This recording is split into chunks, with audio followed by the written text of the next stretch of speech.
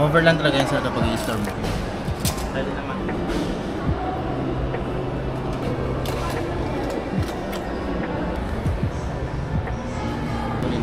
Mabubuhay yung drone, tatasa ng 1 meter. Wala. At pinodo ko. Kaya nagtalo ng meter. Pero kailangan malayo sa mukha. Diba dahan-dahan? Once na sayang, hindi mo pa din. Thank you sir ating. Pagka nilagay mo yan sa bag. Siguro kung gusto. Kasi sa ngayon, bawa sa cellphone ni sir. Yung third. Tapos maglalagin siya ng saan niya ang gagamitin sa papalitan. Thank you very much sir. Salamat po. Ingat sir.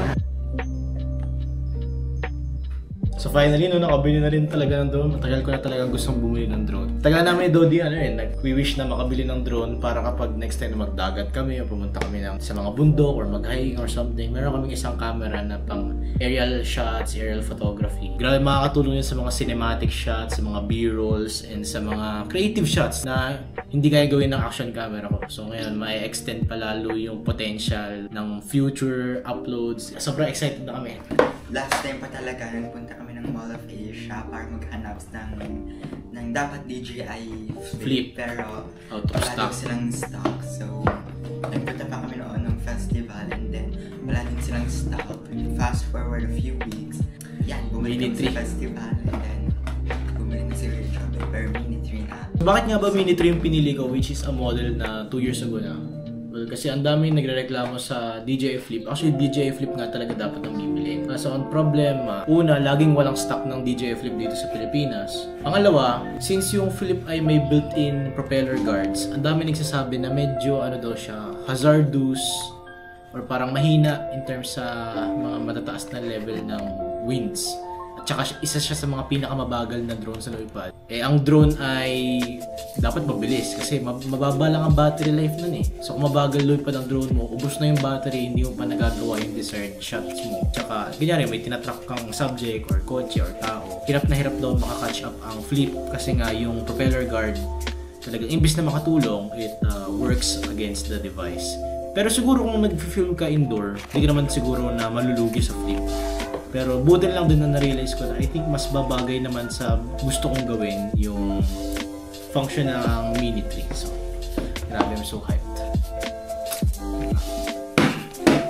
Ang aming drone, na-charge namin. Ayan, nag-apat na yung Makukumpleto na ang ating vlogging setup. Parang minsan nagsimula lang ako sa Action 4 Makukumpleto na. Salamat sa mga sponsor. Salamat sa mga sponsor. Nika, say say yes.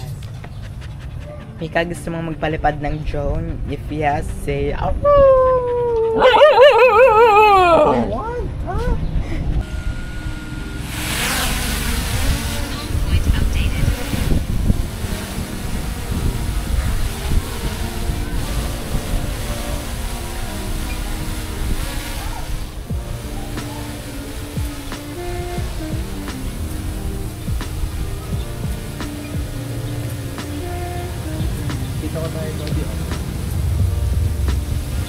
Yan, dito tayo.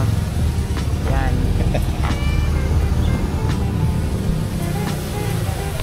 Hello! Ang taas! Ang taas! Yo! Hindi ko alam white pala yung bubong na to. Oh my god, dinadala tayo ng hangin.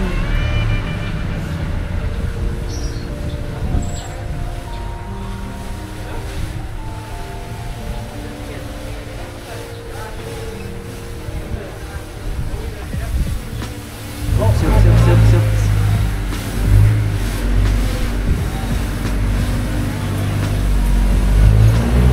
Mika! Look at Mika's reaction.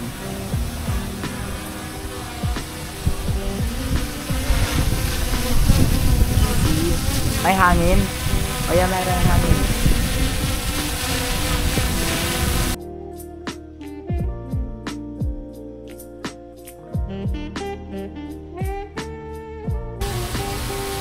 Okay, sa garden daw ako.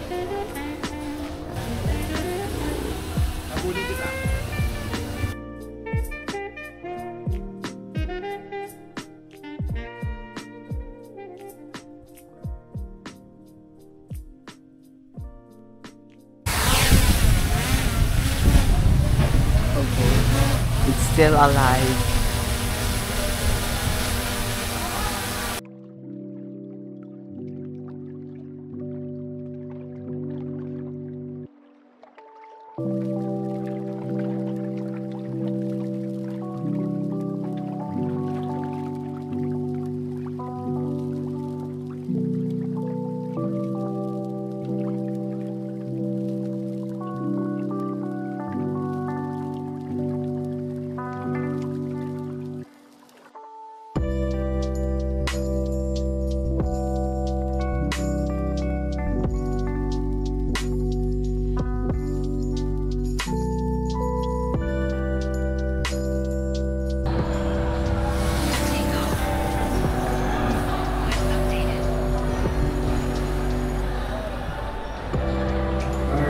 Okay, so ito yung view ni Kuya Joppy.